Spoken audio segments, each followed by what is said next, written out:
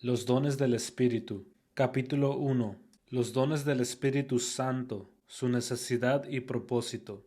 En los inicios de su carrera, Thomas Edison, el genio inventor que llegaría a ser conocido como el mago de Menlo Park, inventó una máquina eléctrica para registrar votos. Mientras trabajaba en el puesto de periódicos en el ferrocarril que iba de Port Huron a Detroit, Edison había leído numerosos artículos que detallaban el largo y engorroso proceso del Congreso para votar todos y cada uno de los asuntos. Estas demoras a menudo inhibían la capacidad del Congreso para crear o tratar legislaciones útiles y necesarias.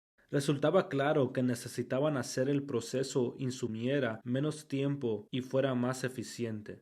Entra Thomas Edison y su máquina eléctrica para registrar votos. El aparato que Edison había inventado permitía que el congresista moviera un interruptor y emitiera un voto sin abandonar su banca. Eso eliminaba el tedio de preparar las boletas, marcar, esperar en una fila para poner la boleta en la urna, la demora para presentar mociones mientras se esperaba el recuento de boletas, etc. Edison obtuvo una patente para este dispositivo, fue la primera, y viajó a Washington a reunirse con un representante del Congreso. Cuando Edison le mostró su invento, el congresista alabó su ingeniosidad y visión. No obstante, rechazó rápidamente el aparato diciendo, el obstruccionismo y la demora en la tabulación de los votos suelen ser los únicos medios que tenemos para derrotar a la legislación mala o impropia. Edison comprensiblemente se sintió indignado. El invento era bueno, estaba seguro de eso, no solo por convicción propia, sino también por los elogios del congresista. El invento ayudaría a eliminar las demoras que con tanta frecuencia conducían a la incapacidad del Congreso para funcionar con máxima eficiencia. El invento era necesario, solo que no era deseado. Hoy en día muchos cristianos viven de la misma manera. Creen en la obra redentora de Jesús y se esfuerzan por tener una relación con Dios que sea real y plena. El Espíritu Santo y los consecuentes dones que trae su presencia beneficiarían enormemente sus vidas, pero ellos creen que esos dones fueron para otro tiempo o que su relación con Dios está bien como está. Los sobrenaturales dones del Espíritu Santo son necesarios pero no deseados. ¿Quién es el Espíritu Santo? Mucha gente ve al Espíritu Santo como un miembro tangencial de la Trinidad. Dios el Padre, dicen es Dios, ciertamente, y huelgan decir que Jesús también es Dios. Sin embargo, el Espíritu Santo es una entidad enigmática, efímera. Para algunos el Espíritu Santo es una fuerza que desciende de Dios mismo para morar en el creyente y guiarlo en toda acción y decisión imaginables. Para otros el Espíritu Santo es el mismo Espíritu dador de vida que levantó a Cristo de entre los muertos. Romanos 8:11. Quien los capacita para vivir de determinada manera. Para otros aún el Espíritu Santo se parece a una especie de conciencia como Pepito Grillo, que se sienta en sus hombros para ayudarlos a vivir vidas buenas. Esta falta de claridad se abordó tempranamente en la historia de la Iglesia cristiana. La Iglesia primitiva tuvo que lidiar con multiplicidad de interpretaciones y enseñanzas dispares sobre el Espíritu Santo en cuanto a su persona, rol y función. Al tratar estas cuestiones, los dos primeros concilios ecuménicos, el de Nicea en 325 y el de Constantinopla en 381, enunciaron el llamado credo niceno-constantinopolitano que establece como artículo de fe: creo en el Espíritu Santo, Señor y dador de vida, que procede del Padre y del Hijo, que con el Padre y el Hijo recibe una misma adoración y gloria. El Espíritu Santo, de acuerdo con estos concilios, es uno con el Padre y el Hijo. El Espíritu Santo debe ser adorado. El Espíritu Santo entonces es Dios, tanto como el Padre y Jesús, el Hijo. El Espíritu Santo en la creación.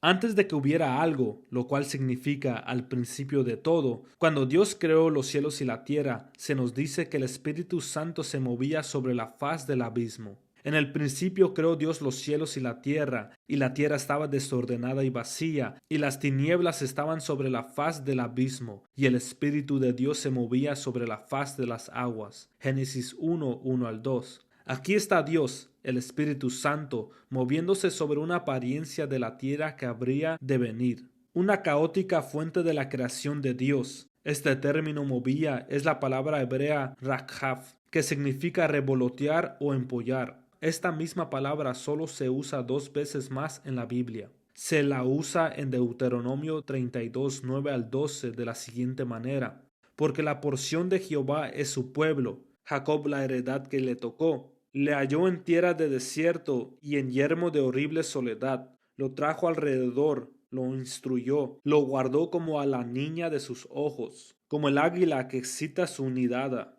Revolotea sobre sus pollos, extiende sus alas, los toma, los lleva sobre sus plumas. Jehová solo le guió, y con él no hubo Dios extraño. Énfasis añadido. En Jeremías 23, 9. A causa de los profetas mi corazón está quebrantado dentro de mí, todos mis huesos tiemblan, estoy como un ebrio, y como hombre a quien dominó el vino, delante de Jehová y delante de sus santas palabras. Énfasis añadido. Estos pasajes nos permiten vislumbrar la naturaleza abrumadora, ordenada e incluso maternal del Espíritu Santo. Además, en Hebreos 11:3 leemos que por la palabra de Dios toda la creación vino a la existencia por el poder de su Espíritu Santo. Por la fe entendemos haber sido constituido el universo por la palabra de Dios, de modo que lo que se ve fue hecho de lo que no se veía. Hebreos 11:3. Resulta claro que el Espíritu Santo estaba activo en el nacimiento de toda vida sobre el planeta Tierra. El Espíritu Santo es la vida de Dios liberada sobre la tierra caótica e inundada. El Espíritu Santo en la creación del hombre.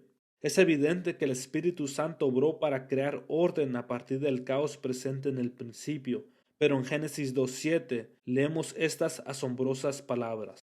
Entonces Jehová Dios formó al hombre del polvo de la tierra y sopló en su nariz aliento de vida, y fue el hombre un ser viviente.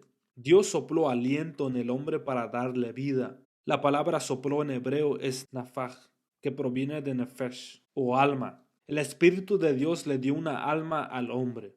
En su clásica obra Teología Sistemática, el teólogo Wayne Grudem define la obra del Espíritu Santo de la siguiente manera. La tarea del Espíritu Santo es la de manifestar la presencia activa de Dios en el mundo y especialmente en la Iglesia. El Espíritu Santo en la creación de las Escrituras. Es no solamente importante, sino también vital entender que el Espíritu Santo también inspiró las Sagradas Escrituras, tanto del Antiguo como del Nuevo Testamento. Por ejemplo, en 2 de Pedro 1:19 al 21.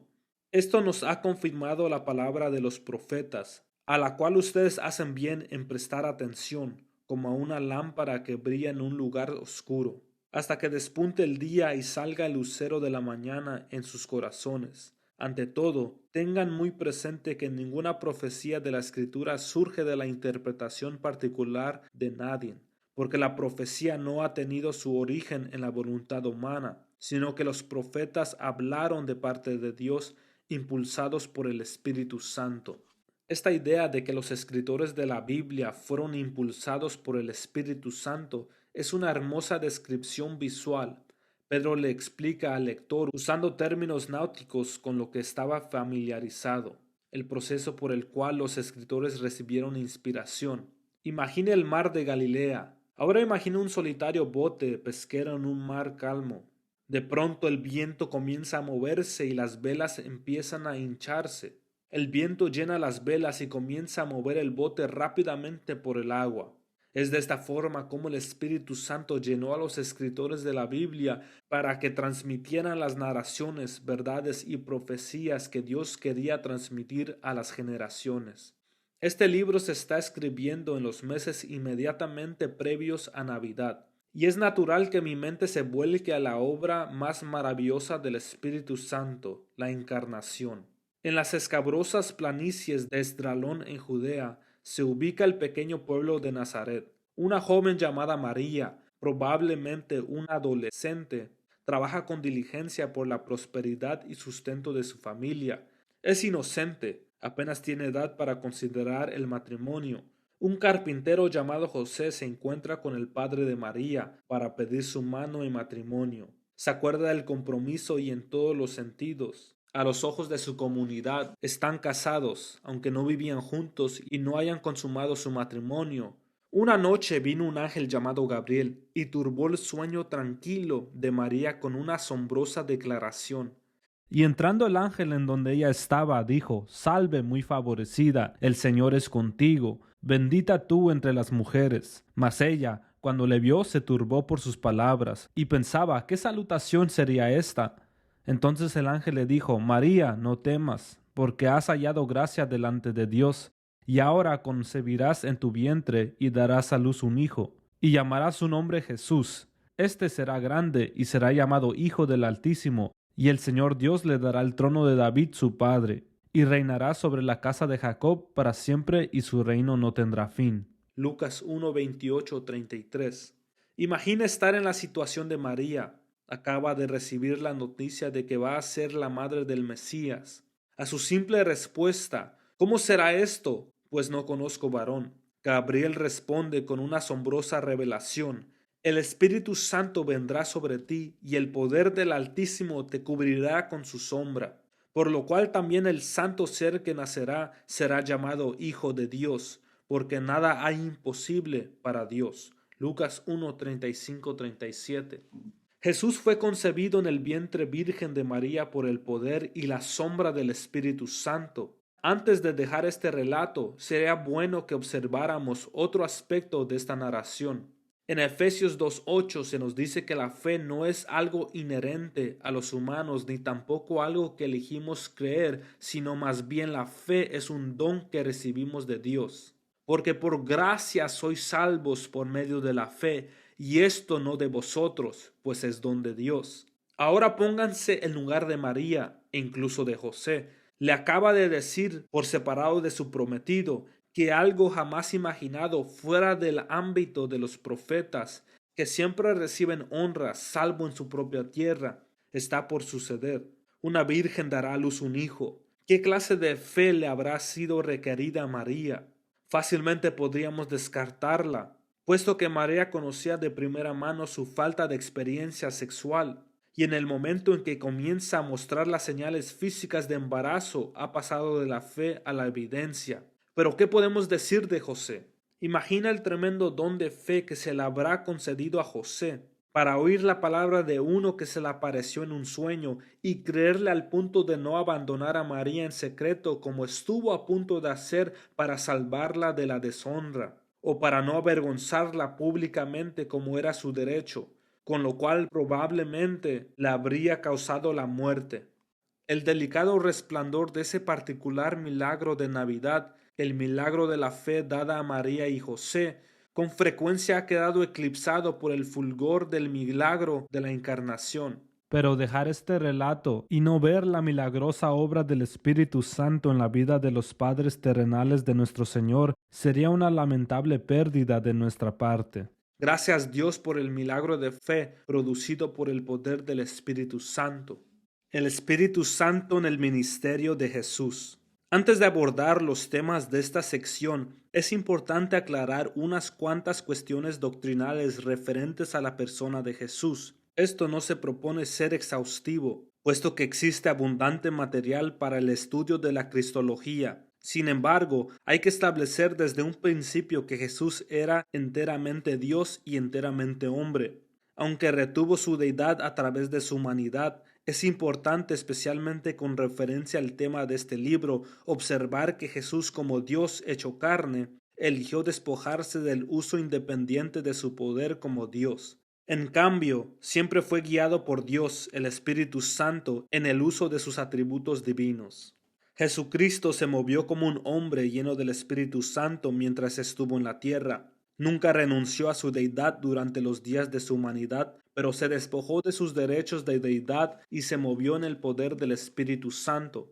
Haya pues en vosotros este sentir que hubo también en Cristo Jesús, cual siendo en forma de Dios, no estimó el ser igual a Dios como cosa a que aferrarse, sino que se despojó a sí mismo, tomando forma de siervo, hecho semejante a los hombres y estando en la condición de hombre, se humilló a sí mismo, haciéndose obediente hasta la muerte y muerte de cruz. Filipenses 2, 5 al 8. Jesús se despojó a sí mismo y se convirtió en un ejemplo de la vida llena del Espíritu. En su bautismo en agua, Jesús fue lleno del Espíritu Santo, Considere el relato de Lucas 3, 21 al 22. Aconteció que cuando todo el pueblo se bautizaba, también Jesús fue bautizado, y orando el cielo se abrió, y descendió el Espíritu Santo sobre él en forma corporal, como paloma. Y vino una voz del cielo que decía: Tú eres mi Hijo amado, en ti tengo complacencia. Y el de Lucas 4, 1 al 2. Jesús, lleno del Espíritu Santo, volvió del Jordán, y fue llevado por el Espíritu al desierto por 40 días, y era tentado por el diablo, y no comió nada en aquellos días, pasando los cuales tuvo hambre. El Espíritu Santo en el bautismo de Jesús. Han transcurrido aproximadamente 30 años desde la Anunciación, y un rústico hombre que viste piel de camello y come langostas con miel se ha preparado para el avivamiento en la ribera del río Jordán, cerca de Betania. Su mensaje era simple: arrepentíos. El mensaje de arrepentimiento de Juan se formula dentro del mensaje más amplio de la pronta aparición del Mesías de Dios, aquel cuya correa Juan no sería digno de atar. Juan dijo a sus oyentes: Yo a la verdad os bautizo en agua, pero viene uno más poderoso que yo, de quien no soy digno de desatar la correa de su calzado. Él os bautizará en Espíritu Santo y fuego. Su aventador está en su mano, y limpiará su era, y recogerá el trigo en su granero, y quemará la paja en fuego que nunca se apagará. Lucas 3, 16 al 17. Un día, a la mitad del sermón, Jesús apareció ahí en la orilla del Jordán. Este hombre sin pecado había oído el mensaje de arrepentimiento de Juan, pero la aparición de Jesús fue recibida con júbilo por Juan. He aquí el Cordero de Dios que quita el pecado del mundo. Este es aquel de quien yo dije: Después de mí viene un varón, el cual es antes de mí, porque era primero que yo, y yo no le conocía, mas para que fuese manifestado a Israel. Por esto vine yo bautizando con agua. Juan 1, 29 al 31.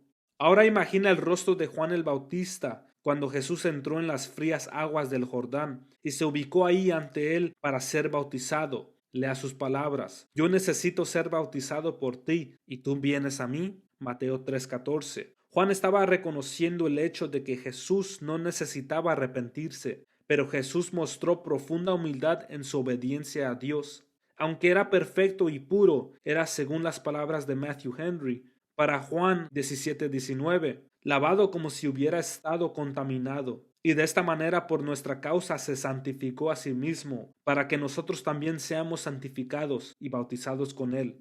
Jesús respondió a la declaración de Juan, mostrando absoluta obediencia a la voluntad de Dios el Padre. Deja ahora, porque así conviene que cumplamos toda justicia. Mateo 3:15.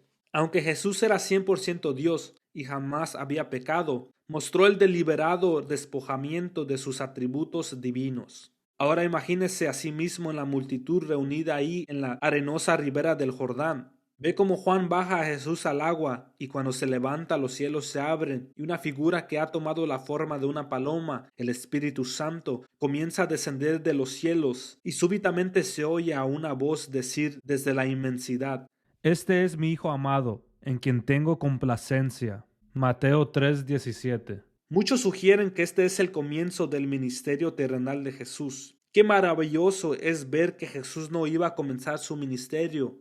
No se atrevería a soportar las pruebas del mismo, sin la ayuda y revestimiento del poder del Espíritu Santo, y hablando de pruebas. Después de su bautismo, Jesús fue llevado por el Espíritu Santo al desierto, donde ayunó durante 40 días y 40 noches, y fue tentado por Satanás. Jesús desbarató la tentación de Satanás y salió de su ayuno en el desierto en el poder del Espíritu Santo. Su anuncio formal del inicio de su ministerio estuvo macerado en una declaración controvertida: El Espíritu del Señor está sobre mí, por cuanto me ha ungido para dar buenas nuevas a los pobres, me ha enviado a sanar a los quebrantados de corazón, a pregonar libertad a los cautivos y vista a los ciegos, a poner en libertad a los oprimidos, a predicar el año agradable del Señor. Y enrollando el libro, lo dio al ministro, y se sentó, y los ojos de todos en la sinagoga estaban fijos en él. Y comenzó a decirles: Hoy se ha cumplido esta escritura delante de vosotros. Lucas 4, 18 al 21, énfasis añadido. Si Jesús, Dios encarnado, la plenitud del Dios hombre, necesitó al Espíritu Santo, entonces obviamente todos los creyentes lo necesitan aún más. el Espíritu Santo en la conversión. En el Shema, el gran mandamiento dado a Israel en el desierto, se nos ordena: amarás a Jehová tu Dios de todo tu corazón y de toda tu alma y con todas tus fuerzas. Deuteronomio 6, 4 al 5.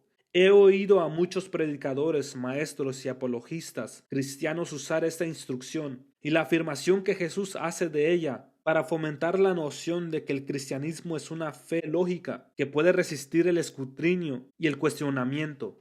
Creo esto, sin embargo, hacer del cristianismo algo que solo tiene que ver con la mente es transitar por un camino peligroso. El cristianismo resiste el razonamiento y una persona debería considerar seriamente toda idea que se predique desde un púlpito, pero la experiencia y el proceso de conversión son más importantes.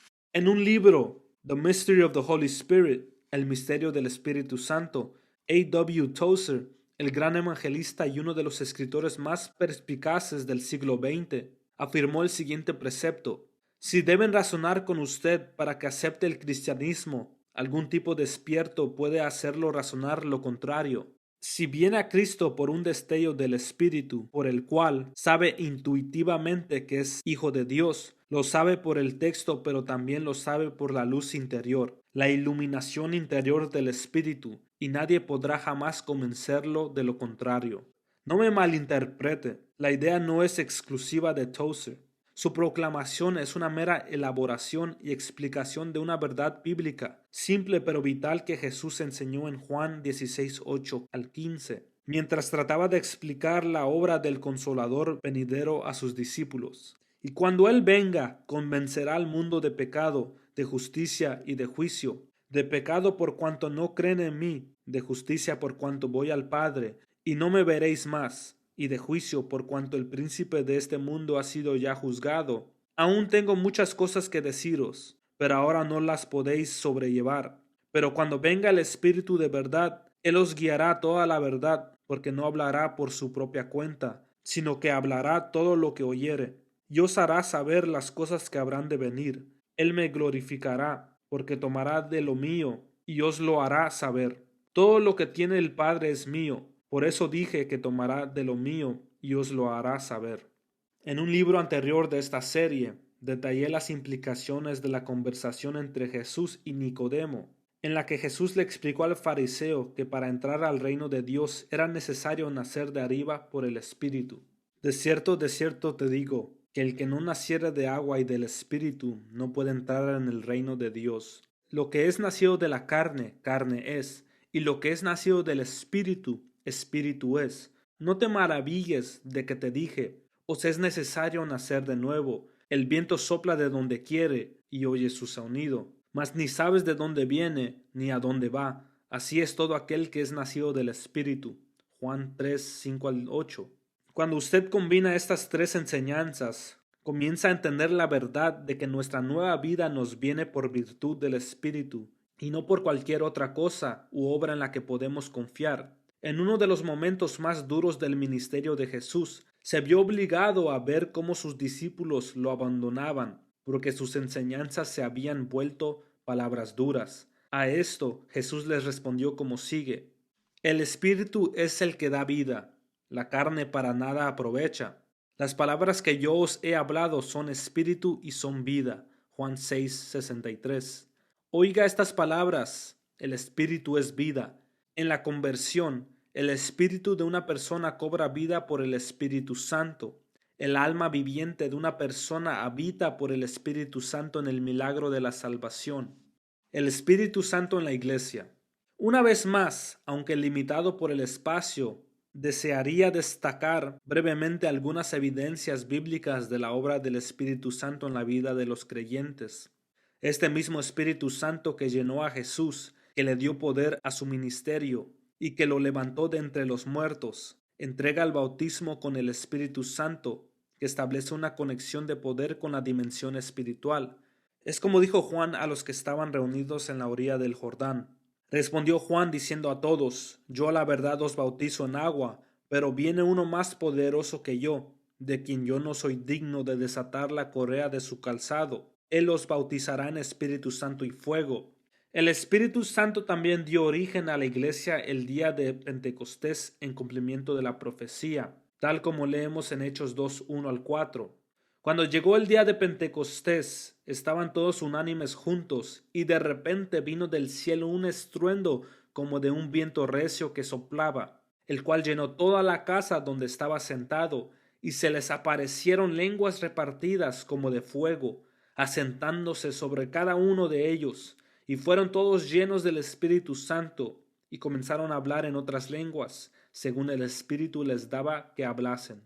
Y en Hechos 2:33, así que exaltado por la diestra de Dios, y habiendo recibido del Padre la promesa del Espíritu Santo, ha derramado esto que vosotros veis y oís. El Espíritu Santo realizó milagros en la iglesia primitiva, invistiendo de poder a todo lo que hacían. El escritor de Hebreos fue claro al reconocer la fuente de ese poder, testificando Dios juntamente con ellos, con señales y prodigios y diversos milagros y repartimientos del Espíritu Santo según su voluntad. Hebreos 2:4. El Espíritu Santo limpió la iglesia primitiva y trajo su fruto a sus vidas para santificarlos. Mas el fruto del Espíritu es amor, gozo, paz, paciencia, benignidad, bondad, fe, mansedumbre, templanza. Contra tales cosas no hay ley. Pero los que son de Cristo han crucificado la carne con sus pasiones y deseos. Si vivimos por el Espíritu, andemos también por el Espíritu. Gálatas 5:22 al 25. El Espíritu Santo dio poder a su testimonio y les dio gran valor para ganar a otros para la fe en Cristo. El Espíritu Santo trae una atmósfera transformadora de amor y gozo cuando es bienvenido. Y la esperanza no avergüenza, porque el amor de Dios ha sido derramado en nuestro corazón por el Espíritu Santo que nos fue dado. Romanos 5:5. Porque el reino de Dios no es comida ni bebida, sino justicia, paz y gozo en el Espíritu Santo. Romanos 14:17. Si los creyentes lo buscan con diligencia, esta atmósfera produce unidad genuina entre ellos en la iglesia. En Efesios 4:3 al 6 se nos advierte: solícitos en guardar la unidad del Espíritu en el vínculo de la paz, un cuerpo y un espíritu, como fuisteis también llamados en una misma esperanza de vuestra vocación, un Señor, una fe, un bautismo, un Dios y Padre de todos, el cual es sobre todos, y por todos, y en todos. Para finalizar, el Espíritu equipa a los creyentes concediendo los dones del Espíritu. Esta fue la promesa que Jesús hizo a sus discípulos en su ascensión. El Espíritu Santo debe ser adorado y venerado como Dios Padre y Dios Hijo en la tierra. No debe ser temido o ignorado. Grande es el Padre, grande es el Hijo, grande es el Espíritu Santo, tres en uno, Jehová es su nombre. A Dios el Padre celestial, al Hijo nuestro Redentor, al eternal Consolador, unidos todos alabad.